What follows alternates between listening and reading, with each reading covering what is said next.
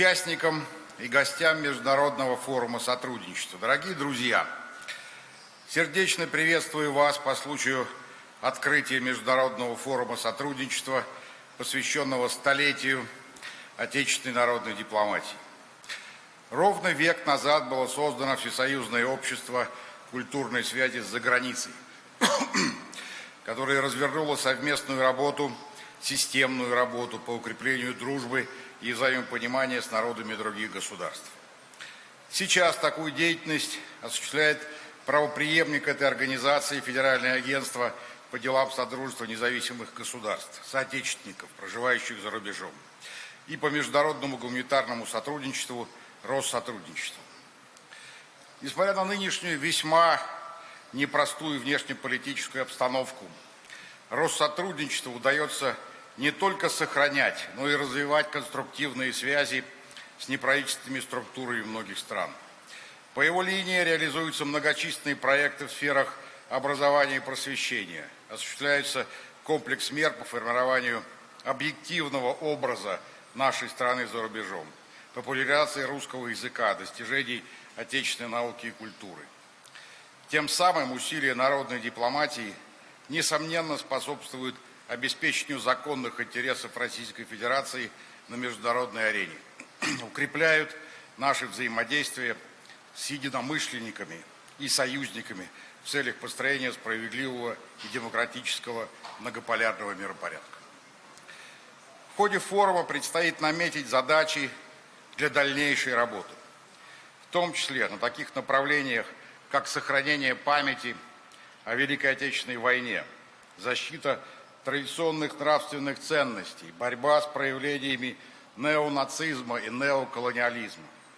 Уверен, что вы сможете выдвинуть полезные предложения и инициативы, которые послужат развитию по-настоящему равноправного и взаимовыгодного международного сотрудничества. Желаю вам успехов и всего самого доброго. Владимир Путин. У нас есть выражение: друг познается в беде, друг познается тогда, когда нужно почувствовать вот это плечо рядом, то, что у нас называется чувством локтя. Когда нужно понять, что мы не одни, отстаиваем правду, справедливость, истину. Вот здесь проявляются друзья. Я еще раз благодарю вас всех. Спасибо вам большое, что вы с нами сейчас. Наша задача сегодня всех вместе сделать так, чтобы не началась война глобальная. Посмотрите, что происходит в Европе.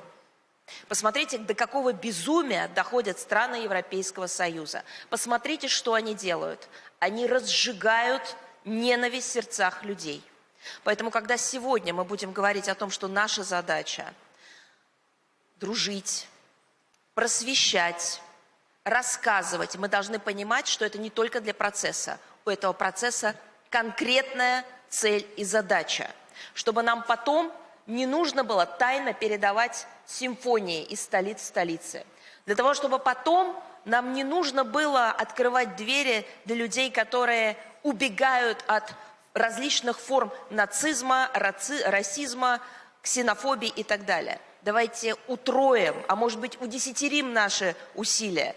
Давайте поймем, что от каждого из нас зависит вот это самое благоразумие, это самое понимание хрупкости мира, это понимание сути человека все-таки останется на планете, или нас опять будут толкать в безумие, пучины какого-нибудь глобального катаклизма. Это зависит от каждого из вас, это зависит от каждого из нас. Для Вьетнама дружба с Советским Союзом в прошлом и Россия сегодня. Это вечная, прочная и бескорыстная связь. Россия помогала нам без расчета. Русские книги, фильмы, музыка стали дорогоценной духовной пищей. Посвятать во Вьетнамах любовь к прекрасному, доброту и ветну и будущее. Русская культура глубоко вошла в сердце и души многих поколения Вьетнама. Дружба Вьетнама и Россия живет не только на земле, в море, но и в небе и в космосе. Я горжусь, что смог внести свой маленький вклад в эту золотую страницу истории. Understanding, lasting friendship and peace among our peoples. Through our peoples we interact with, as we are for promoting our own language and culture. Clarity by striving to understand the cultures of the countries in which. Постараюсь быть кратким. Друзья, мы сегодня собрались. Вкус для нас важнейшим является кино. Вот прошло уже более 100 The organizers of this international joint effort forum for inviting me. A memorandum of understanding on cooperation in culture